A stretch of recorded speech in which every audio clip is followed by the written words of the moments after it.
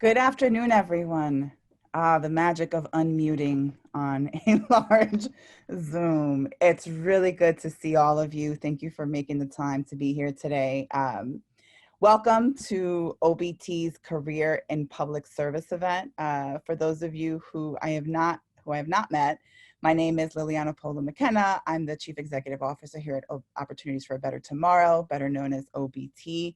I am happy to say this is the first kind, this event is the first of its kind. I think as many of you know, OBT's programs extend from high school equivalency to sector-based trainings, and we're glad to have participants and students from across all programs. I wanna quickly thank our staff for coordinating. Many of you are here, I see you all, and facilitating students making it here today.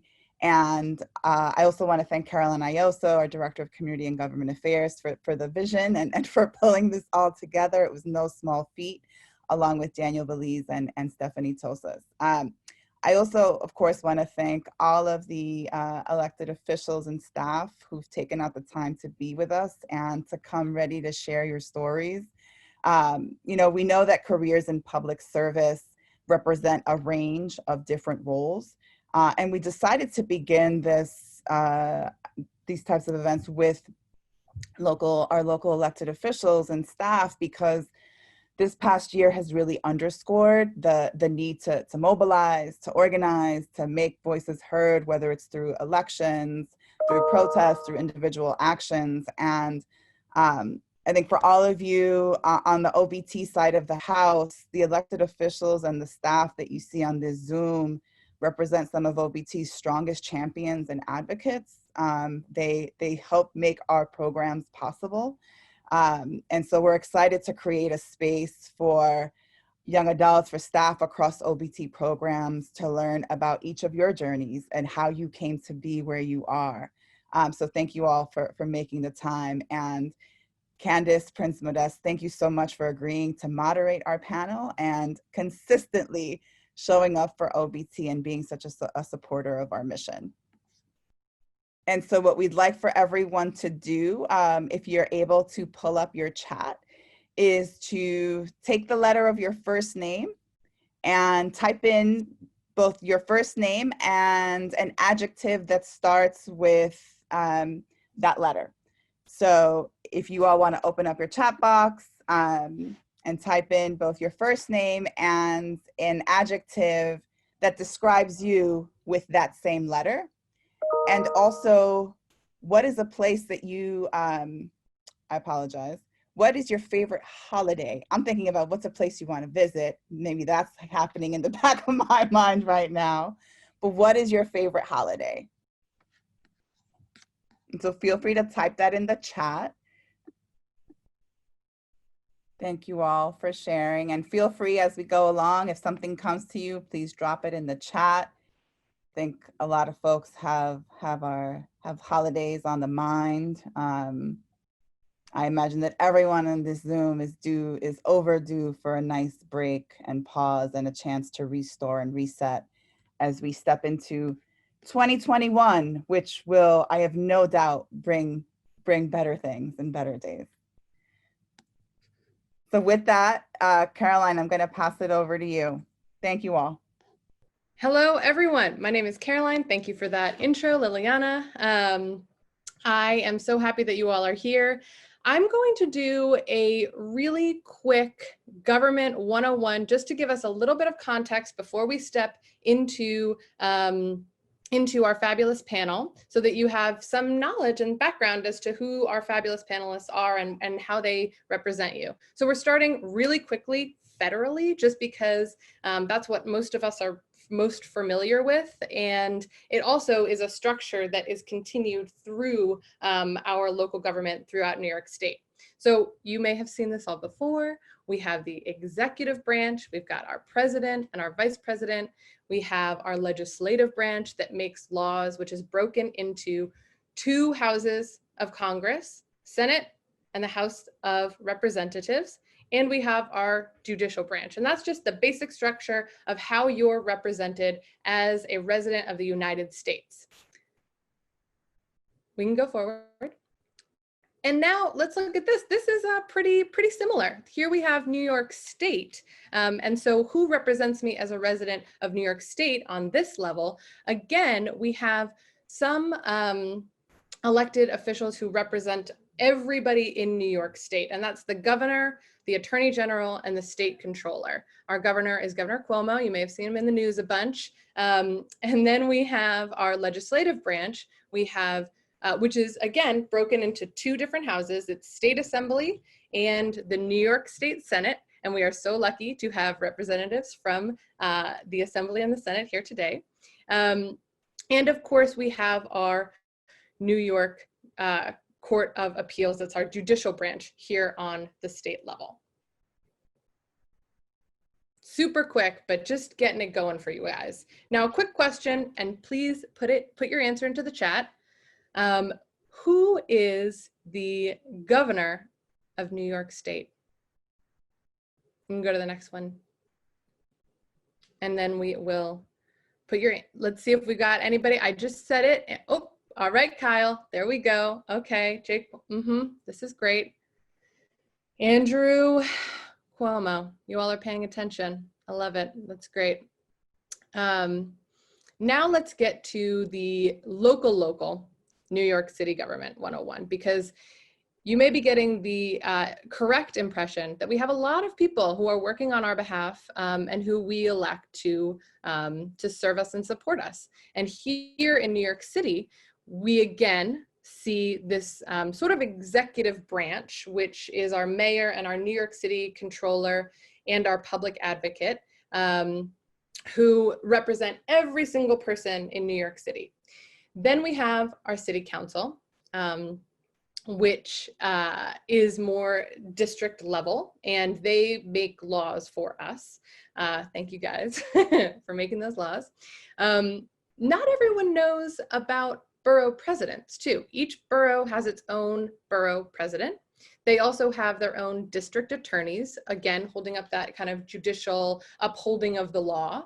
And then we also have community boards. And I always want to mention community boards, because if you guys are on here and you're interested in getting involved in local politics, this is a really great way to tap in. So community boards represent each neighborhood throughout New York City. They have monthly meetings, they're open to the public, and it's a great way to just start finding out what's going on in my neighborhood. And so that's New York City. So again, we've got tons of people who are supporting us. Oh, I love to hear that, Junior. That's great. Oh, wonderful. Another quick question is, and you can put it on the screen, what is an example of what local government does? And I'll just give you a minute to just pop some ideas into the chat.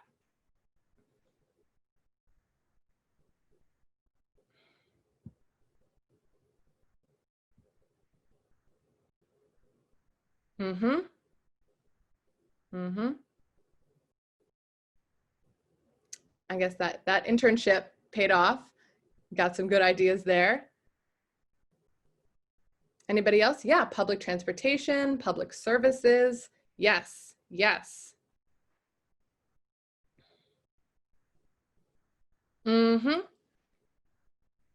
That's yep. That's it, Kyle. It's a big one. Business support, definitely. Oh my gosh. Yeah, they do a lot. They do a lot. And we can go to the next slide and you can see how I sort of think about it. And I'm sure in the panel, we'll hear even more about, this is just super broad how I think about how our elected officials support us on every level, federal, state, and local city level. They create laws. So they think about what's needed and how to protect us, how to support our rights, and they make laws about it. Then they also figure out what's important to us in terms of how we want to spend our tax dollars. And so on each level, they're thinking about what does my community need and how do I make sure that that's represented in how our government is spending money. And lastly, I bring this up, every elected official has district offices. You may have been to them, you may have interacted about them, you may have walked past them in your neighborhood.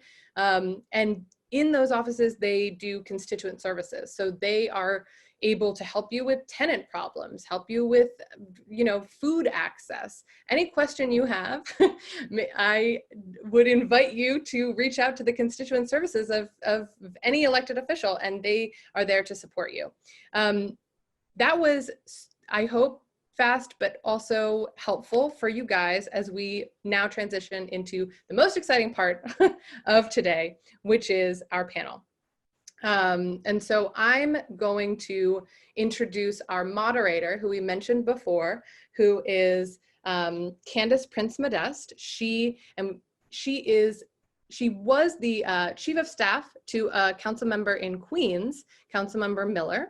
And she's currently the president of the Jamaica branch of the NAACP. She's just a wonderful community advocate with many years of experience doing a whole lot of different pieces of work to support her community. So we're really, really excited for her to lead this conversation. And I'm passing it over to you, Candace.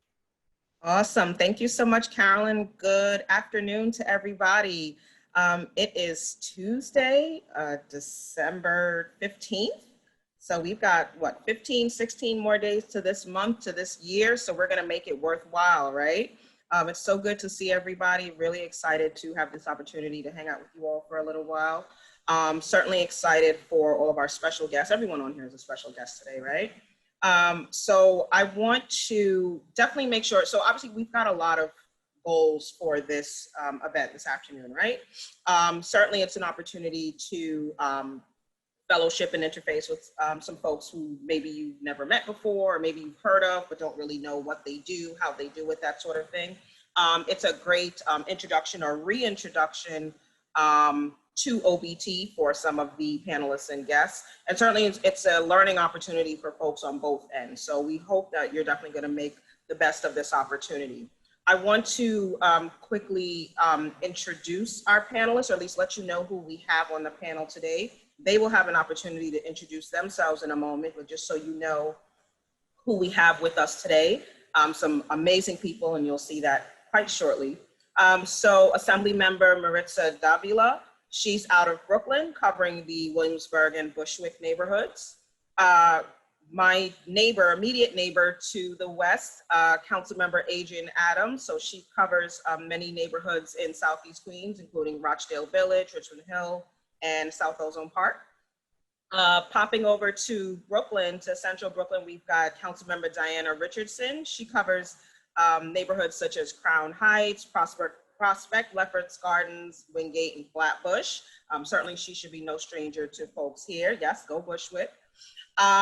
So certainly these council members, these elected officials, they, as amazing as they are, they definitely need support staff. So we want to make sure that you know that we also have support staff on the line as well. But before we get to them, we I think we do have, or we will be joined by Councilmember Farrah Lewis, also out of Central Brooklyn, covering neighborhoods such as Flatbush, East Flatbush, Midwood, Marine Park, and Flatlands. Moving over to our support staff, folks who are near and dear to my heart. So we've got Isabel Anreyes, who's the Director of Constituent Services for Senator Julia Salazar. And we've also got Alvin Pena, who's the Director of Outreach for Senator Julia Salazar. So they cover portions of Brooklyn that include Bushwick, Cypress Hills, Greenpoint, parts of Bed-Stuy, Brownsville, and East New York. One of Councilmember Adams' right hand, left hand, top, bottom, all over, all around good guy, Ty Hankerson. He is her Director of Community Outreach. And last but certainly not least, we have Nancy Corona. She is the Community Liaison and Budget Director for Councilmember Menchaca out of Brooklyn, covering neighborhoods such as Sunset Park, Red Hook, and Greenwood Heights. So before we go any further, just know that these folks, all of these folks, don't sleep, barely eat, are barely able to maintain normal lives because they are out in their communities, they are out in their respective legislative branches, making sure that you all, everyone that's on the line today, has everything they need to lead wonderful, sustainable lives. So with that, I want to give our panelists an opportunity to introduce themselves. What I would like each panelist to do is just simply give us your name, your role, so your title and role, and just if you want to talk a little bit about your neighborhood. And then we'll jump into some more meaty questions. If we can. So I want to make sure we can match the names to the faces. I don't know if it's best for me to call on folks or folks just want to jump out and let everyone know who you are and where you're from.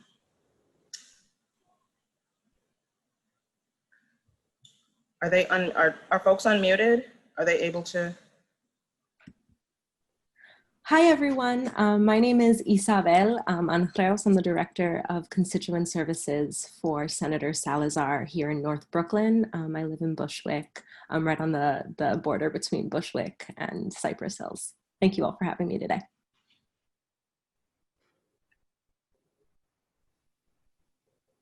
Hello, everyone. I'll jump in. Member Adrienne Adams from the 28th District in Queens.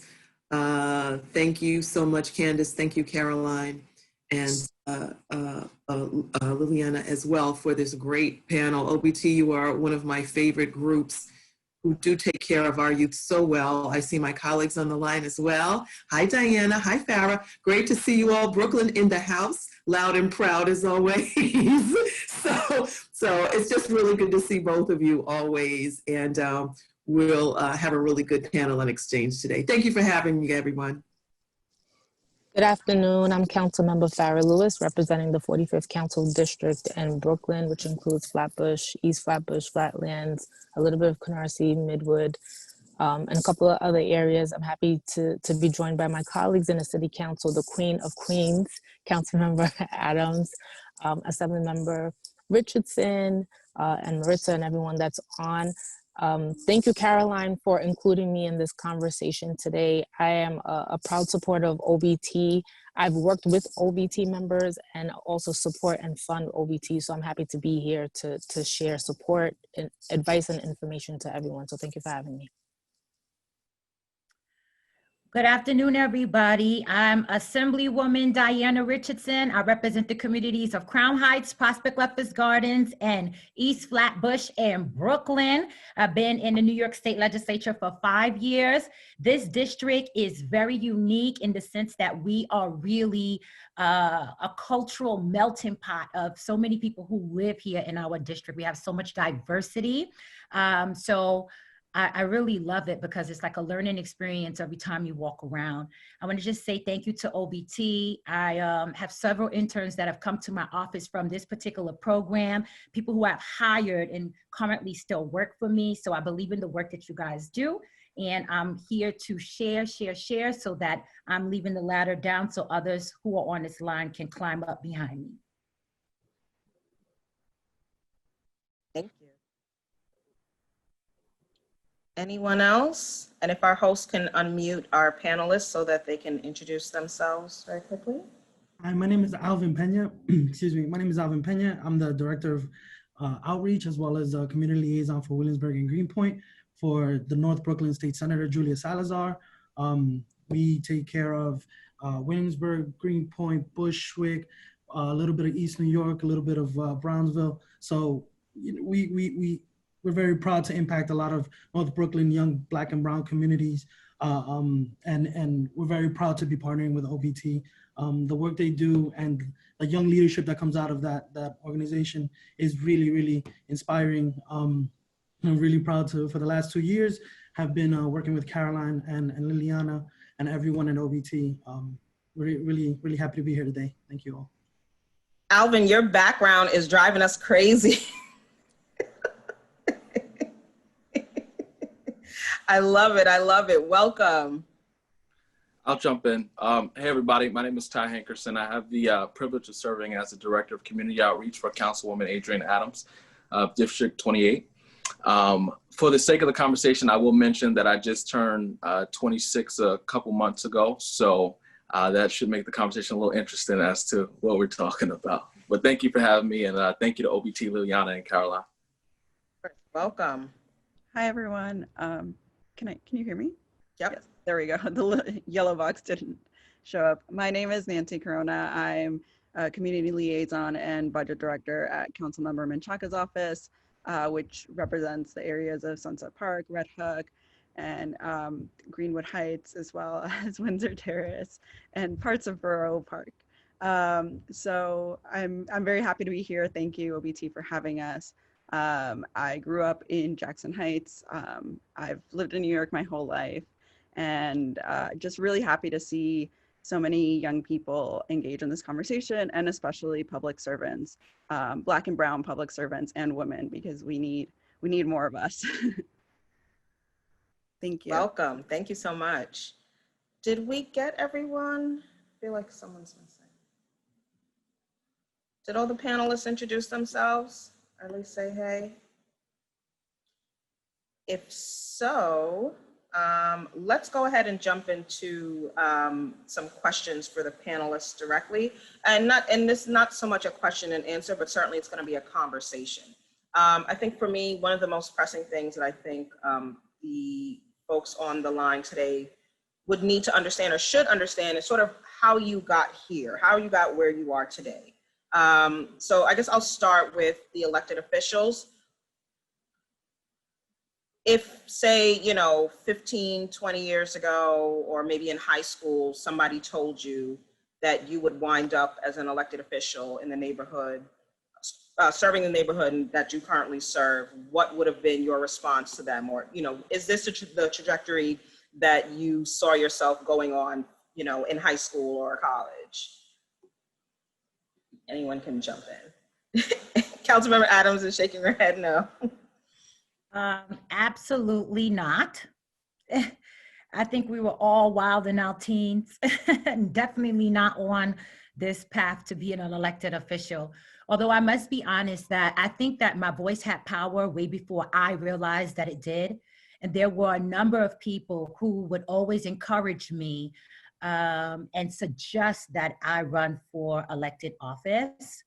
But I've always viewed elected office much the way I view it now. It's politics is a circle and Diana Richardson is an oval. I am the shape, but I am not the exact fit. And so I didn't think that I could do it because I wasn't the exact shape, if you understand. I didn't fit the mold. But I come to realize over time that the shape that I am is just perfect and I'm right for the time now. If anything, the mold is wrong, I am right, and folks need to conform my way. Hello, somebody. Okay, look at her. Dropping gems at 12:30 in the afternoon. Yeah, so to be honest, let me give you this. I actually dropped out of high school. So it's important for you guys to hear where I've actually come from. I dropped out of high school. I was a know-it-all, a busybody. I come from a Caribbean household. My mother was not having that. So, she had to put me out because if I wasn't going to go to school, I couldn't stay under her roof. Let's just fast forward the story a little bit. I found my way and I got into CUNY, Medgar College, and they helped me to see myself. So the Diana Richardson in high school to the Diana Richardson who is now the elected official got lost for several years along the way. But I will say that the characteristics of my leadership always presented themselves at times on my journey. Look at that. Look at that. Love it. Councilmember Adams, I saw you shaking your head no earlier when I asked if this was where you knew. Did you always know? Was it in the stars that this is where you were going to be? It's still not in the stars. Let me just echo my sister's sentiments. I'm not quite, with the star thing. We have to create our own sun and moon in this great world and in this great galaxy that we're in. So my plan actually was to teach psychology on the collegiate level. After I got a degree, got my degree in psychology. So guess who never taught psychology on the collegiate level? When I graduated from college, I became a flight attendant. I wanted to see things. I wanted to do things. I wanted to move things. So I became a flight attendant for 5 years. and literally sprout my wings and got my bearings. And then from there, just kind of figured out life for, for what it was for me. I had traveled from state to state for quite a while after college, and I came back to New York. I came back to Queens, realized my roots, and actually set them down. I never wanted to be a politician. I still don't like politics. Neither. It's not a part of the fiber of my spirit. But like my sister Diana, I think that more like us need to be heard out here, because we literally are the political misfits sometimes. We get into that mold, into that traditional realm, that traditional voice, and that traditional lockstep kind of thing. But we do know what we have to do. And sometimes, quite frankly, women of color with voices are resented for that. But we have to continue to do that because we are the voice of our people. Again, I never considered myself a politician, but I'm proud to be an elected official. And what I tell my constituents is that, look, I'm just moving around as your next door neighbor because that's who I am. Before I was ever elected, I was a constituent. And I got into this thing because I saw the needs of Jamaica, of Richmond Hill, South Ozone Park that were not being met. We were very much neglected, and to some extent still are, but thank goodness I'm able to see the change that I wanted to see in my community, upon being an elected official. And that is the payoff for me, seeing the change that I would not have had I not had this platform to work on for people of color, for my neighbors, for my children, for the children that I see in my schools out here, being able to provide funds, gymnasiums, park spaces, green spaces, food in the time of a pandemic, PPE in the time of a pandemic when people can't find it. That's what it's all about for me. It's enriching my people, enriching my community, and on a broader base, in a lot of sense and legislation, enriching the city of New York. Excellent. Appreciate all of those. Excellent. We've been joined by Assemblywoman Davila. Good afternoon. Thank you so much for being here with us. So we're having a conversation about where you saw yourself or what you thought your dream job would have been, maybe in your teens or in college versus where you are now. Did you see this for you? Did you see yourself serving these folks? Yeah, having these sleepless nights and running all over the place and people running you down for every single thing? Wow. Well, first of all, thank you for inviting me to be part of a body of women that are so dynamic.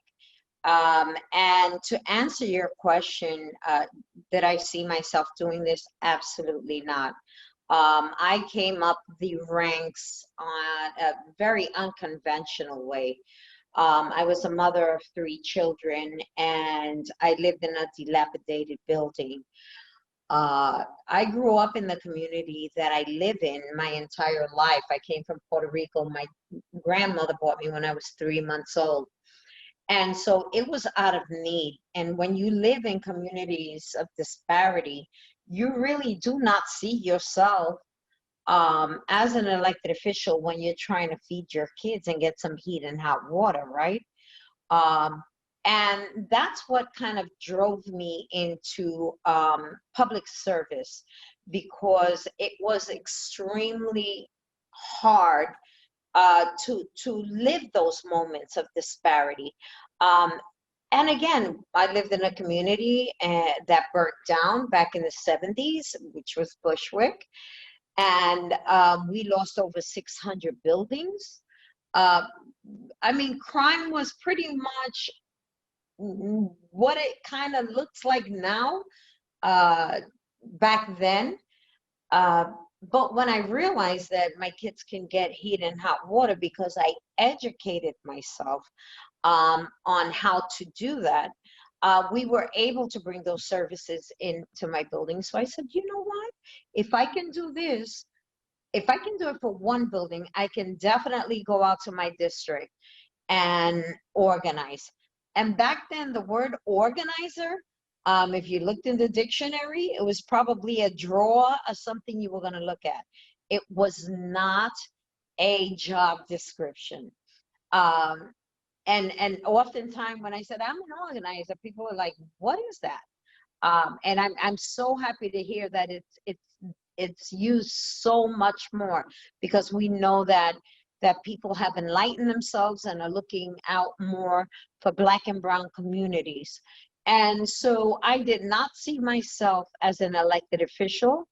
You know, I spent 27 years of my life walking the grounds and talking to people, building block associations, building merchants associations, and this was on my own time after work.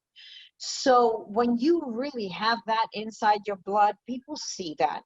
I wanted to just continue to be a community organizer, but my community asked me to step in, and actually be the assemblywoman that I am today. It was community leaders that stepped in, because I turned it down 3 times actually.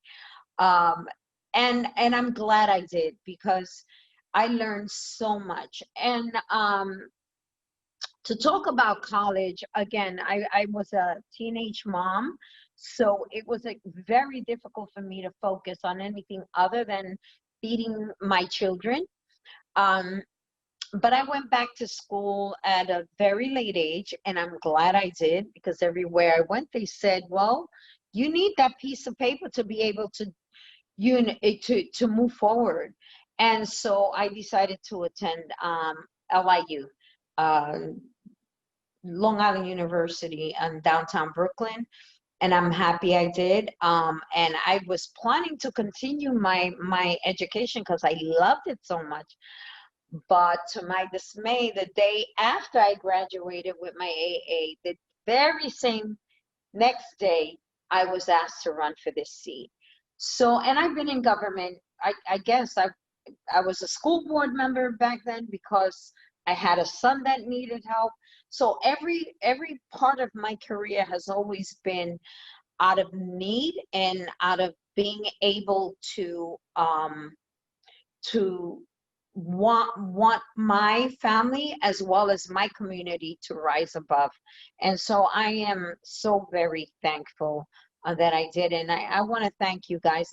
I really have to go and record something. We're doing we're trying to film everything for the virtual Somos Gala, so I cannot stay. But I do want to send a message to for Opportunities for a Better Tomorrow. You guys have done a phenomenal job. God bless you. You keep on, because the work that you have done and the young people that I've seen rise above is to be admired. And I will do anything in my power to continue to work with you. And I saw my sister Richardson on, so I'm sure you know, she can walk you through the process in Albany and how that works. But I really have to get off right now, and I apologize for the short notice, but thank you so it much. is what We it is, appreciate it. and we must continue to work, and we must continue to fight for our Black and brown communities, because that's all it is. It's a big fight, but we win. We're always winning. So thank you. Thank you, Assembly Member. And then I just want to jump to Councilmember Lewis. Just wanted to, just talk to us briefly, if you can, about sort of where you were, what your mindset was maybe 10, 15 years ago in terms of your career, and how you got to where you are today. Most definitely, not to reiterate what most of my colleagues shared, but I always remember this saying: some people are born and some people are made. And I believe that you can make your own trajectory for yourself. When I was younger, I wanted to be Oprah. I wanted to tell people stories. I lived in a community where I would always have a classmate that we would find out the next day they would end up dead because they were shot or got hit by a car, or maybe experience some kind of sexual violence and end up dying in that particular situation. And I remember always wanting to tell their stories because I would never hear about it on the news. So I worked really hard, got into college, went to LIU, just like Assemblymember Davila. I went to LIU because I was determined to become a news reporter and to eventually become Oprah, and that never happened. So I took my skills and turned it into organizing and became a community organizer. And as she shared at the time, I didn't know what organizing, people didn't know what organizing was, and I didn't know what to do with it, but I knew that I had a skill in communications. And I enjoyed being a strategist, working in communications, and I built a network of people around me to sponsor me and mentor me.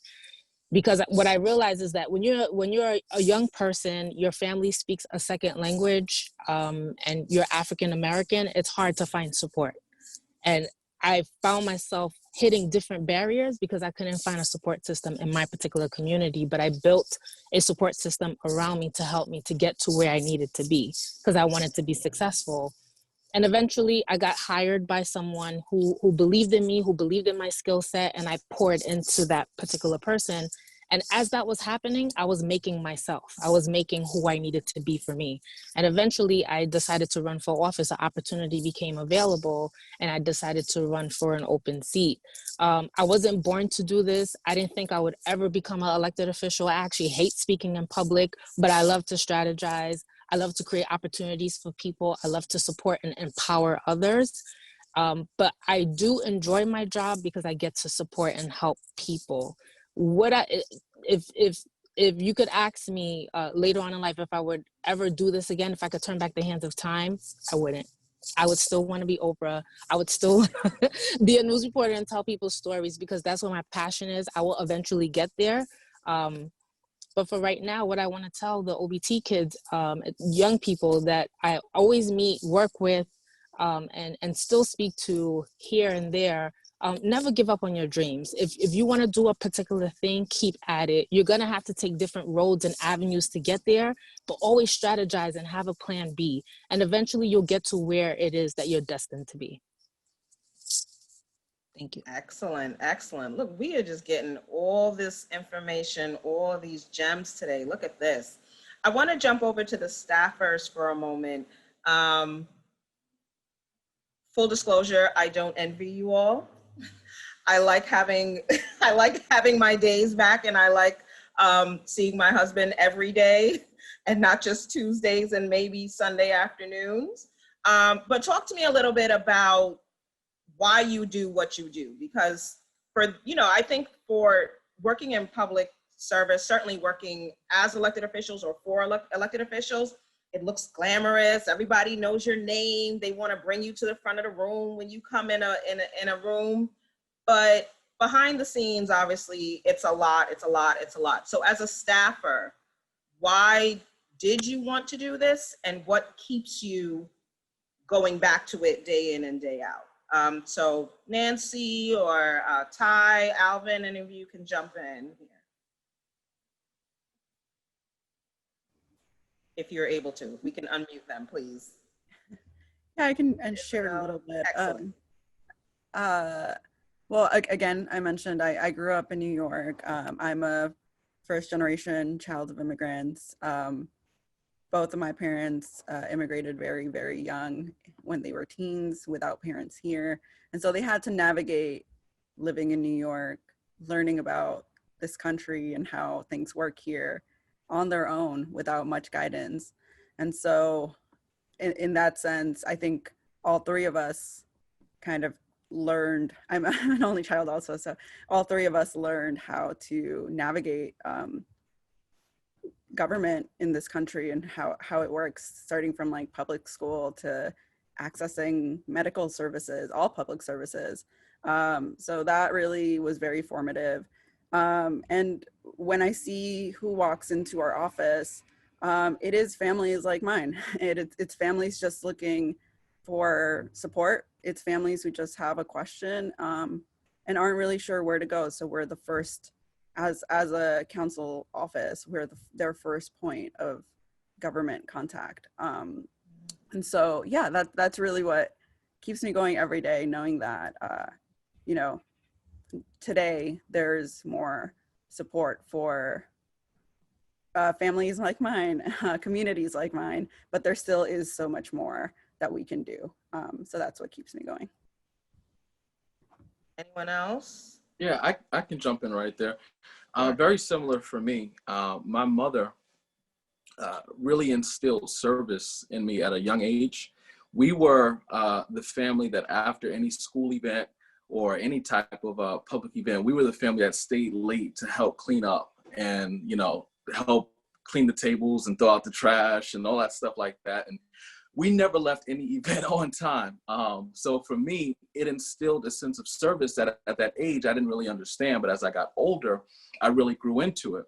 And so, you know, by the time I was 13, I was looking for ways to become more active. And I ended up, you know, joining the NYPD Explorer program. And, you know, with there, you do a lot of park cleanups and graffiti cleanups and whatnot, which instilled even more of a sense of service, but also a pride for my community. So for me, kind of going that route, I wanted to stay there. I wanted to figure out how can I serve, even in my adult life or young adult life, how can I continue to serve? And so when the opportunity arose for me to serve, you know, under a council member and really to stay involved in my community, I was like, this is like the perfect fit. And so that's kind of how things turned for me. Thank you for that, Ty. Alvin? I'd like to follow up, Ty, on that. In the same vein, similarly to Nancy as well, the families that walk into our office look a lot like mine. Oftentimes when you're a first generation American, you have to help your parents figure out the processes of living in America, and trying to break down that wall, demystify, if you will, public, you know, all the services that are available, because as immigrants, you don't realize in your countries back, you don't realize what, you know, what's fully available in this country. So that inspired me to help others, because I know that wasn't a unique experience. And for me, as soon as I left college, I went into the private sector, and, you know, trying to be part of New York and all of that. And I realized very quickly that it's more hollow in the private sector than you would realize. There's more meaning in public service. Although, to Candace's point, it's no small feat. It takes a lot to service the community. There's a lot of need out there, but even more reason to throw down. It's inspiring to be a part of change, to affect change on the very front end of it, to be the point of contact for so many people that need help. It's been really inspiring. So for me, it's been a beautiful ride to see that change can be affected by just a few people deciding to make change. So that's it for me. To that. And Isabel, if you could talk to us about why you continue to do this day in and day out, and then also for any of the students who are on who want to follow in your footsteps, what do you suggest they do, if there's even you know, like a framework for step A, step B, that sort of thing? Oh yeah, absolutely. You know, I think, you know, what keeps me connected and keeps me grounded is the constituent work. You know, it's the granular, everyday, day in, day out casework that, you know, we get. You know, every local office has a constituent service person who really works with the community and is a problem solver, you know, finds those solutions and, you know, like Alvin mentioned, demystifies so many of the preconceived notions that have kind of been told to us or have not even been explained to a lot of us growing up. So, you know, I think so much of the work that we do on the ground is connected to the youth and connected to inspiring. I mean, I also run the intern program with Senator Salazar's office, and, you know, the Zoomer generation, the next generation, you know, the opportunities that are there, there is no framework, you know, Candace, there isn't a specific way. You know, prior to this, I was an ESL teacher in Cypress Hills and, you know, never thought this opportunity would ever fall into my lap, you know, and I think just staying connected and meeting people and being, you know, being an organizer in the sense of showing up to community board meetings, showing up to, you know, food distributions. You know, COVID has really given us this opportunity to make those connections again with our neighbors in a way that we never really saw possible, you know, through tenant associations, through, you know, food pantry, you know, distributions, mutual aid networks. So, you know, I think for the next generation, you know, we're always looking for interns. So please, if you want to be, if you're interested in a local government, Senator Salazar's office here in North Brooklyn, we would love to have you participate. We do a lot of work with OPT and kind of, a lot of our constituent cases, there's a lot of fluctuation. So if you ever want to get involved, please, we'd love to have you. So thank you guys. Awesome. Thank you so much. So I definitely want to make sure that the students that are on the call have an opportunity to get any questions that they have answered. So if you all could go ahead and put any questions you may have in the chat, so that we can get at least a couple out before we close. We are monitoring the time, and I do want to be mindful of everyone's time. Also, in the meantime, just wondering if any of the other panelists wanted to offer any advice on anyone who has even remotely considered a career, either working as a public official, an elected official, working for an elected official. Any advice you can give to any of the students who are considering that career? I have some advice. Go right ahead. At the end of the night and at the end of the day, no matter what career path you choose, you have to remember that you have to go to bed with yourself, and your integrity matters. And I think that in public service, at times, people lose their way. And they lose sight of what is important. I want folks to know that it is okay to be yourself, and that half of the people who are casting judgment on you could never do what you do. And that whatever it is about you that makes you stand out is your special magic. Us Black girls, we got a different type of magic, but it is your special magic. And in a society where, as Adrian called us misfits, the misfits always have a place to fit in. But if you're coming up and you don't have that, you don't have someone encouraging you and reminding you that it is okay to stand out. For instance, I see my career path and the room I'm in as black, gray, white, and navy blue, but my spirit is fuchsia, and it's okay to shine. And so, integrity matters. Remember, you have to look at yourself in the mirror, and not to lose sight of yourself. And that please don't let anyone put their limitations into your spirit, because a lot of people tell you about what they can't do or what didn't work for them. But as you hear from all of us, everyone's journey is unique, and your journey is unique as well. And it's not about how you start, it is about how you finish. And while that sounds so cliche, a lot of these sayings that us people are telling you is so true. So just try to take heed and learn from what I just said. That's my advice. Appreciate it. Anyone else, any other panelists want to share any advice to our students? I'm just going to say, and Diana's so eloquent always. I echo every single word that she just says, as I typically do, and respect her wisdom.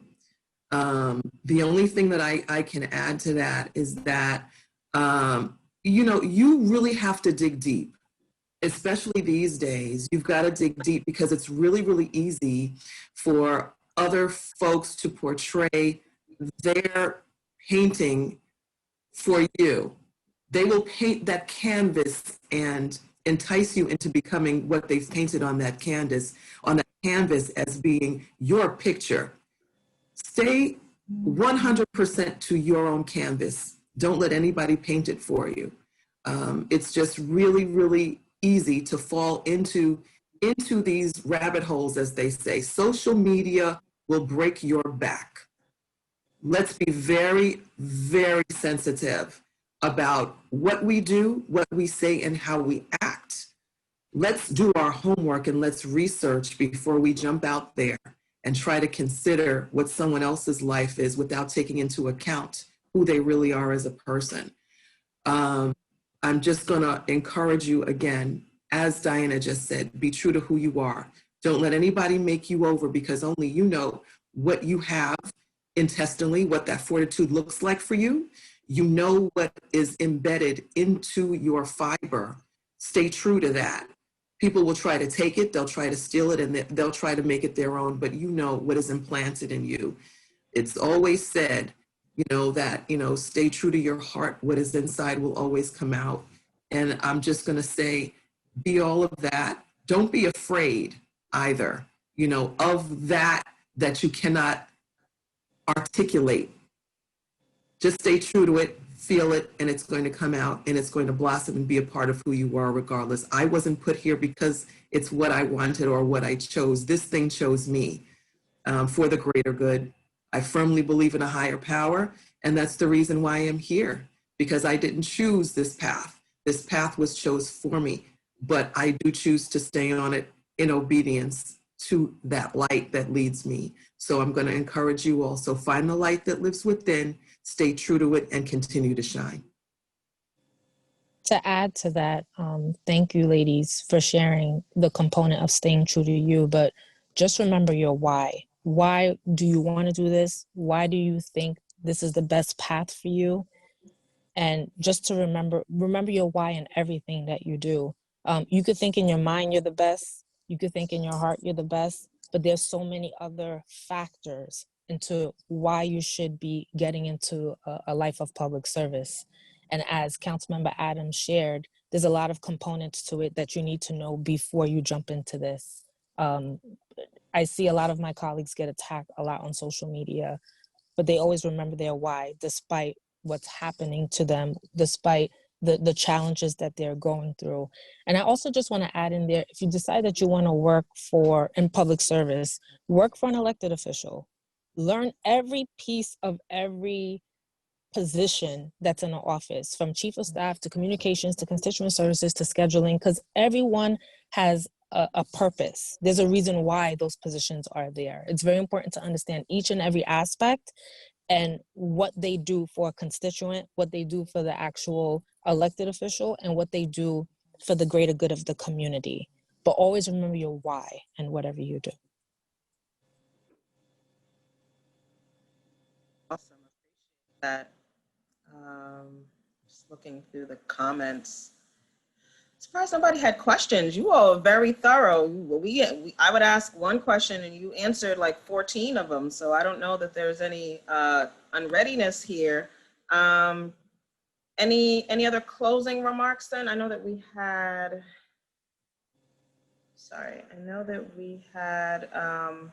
just a short closing presentation if we don't have anything else. And certainly, I've taken it upon myself to thank all of the panelists. I don't think panelists is the right word. You were obviously servant leaders and many superheroes in my eyes. Certainly seeing beautiful and powerful women. A lot of folks don't understand the power and the influence that the folks on the line have, as well as the teams behind them that make them what they are and help them to further their goals. So definitely want to thank everybody for just taking a few moments of your time this afternoon to impart some of your wisdom on these students and on me as well. I'm always here for a good word. So appreciate all of you for that. I don't know if Caroline or if Liliana, if you all had any closing items. Just echoing what you just shared, Candace. I feel like I got some life coaching out of this hour for sure, and deeply appreciate it.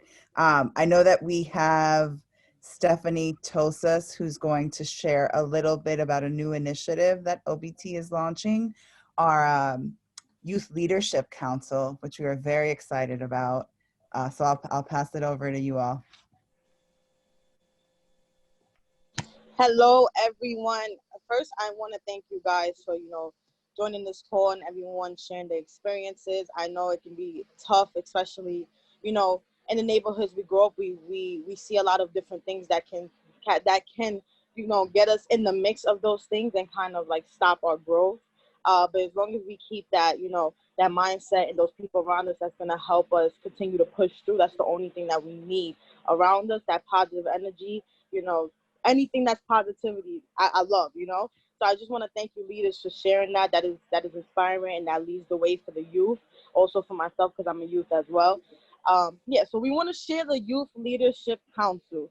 And just echoing with what Candace said, speaking about leading wonderful lives, we are opening a space, an opportunity for our youth to share any ideas or contribute to trying to make an impact within our community.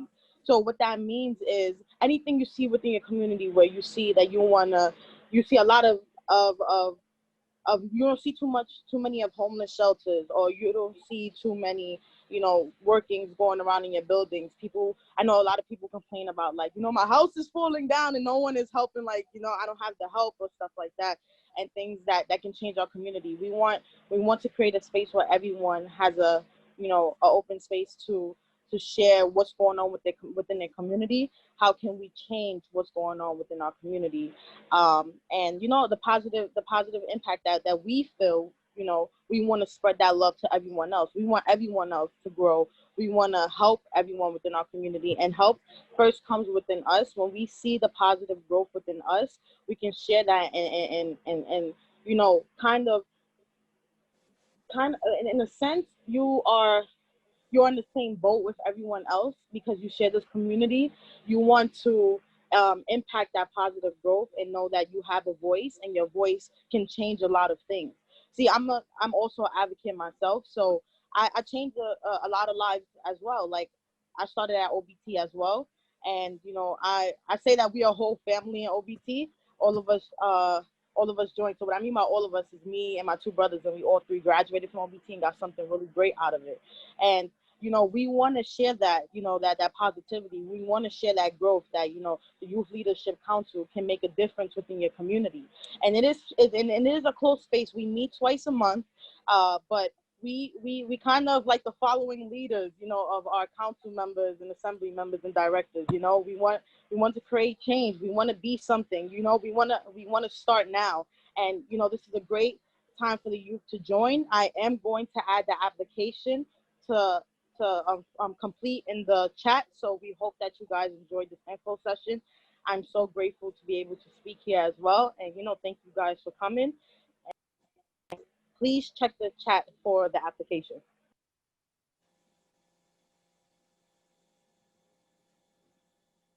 Thank you so much, Stephanie. So I know folks are heading out, so I believe most of us have to do the same. So Liliana or Caroline, if there's anything else you all have to close us out. Thank you for joining us so much, to our wonderful guests, and for all of the OBTers who showed up to learn. Hopefully this will be the start of many more conversations. Thank you all. Have a great afternoon. Thank you so much, everybody. Good afternoon. Take care, everyone. Stay safe. Yeah, thank you, everybody.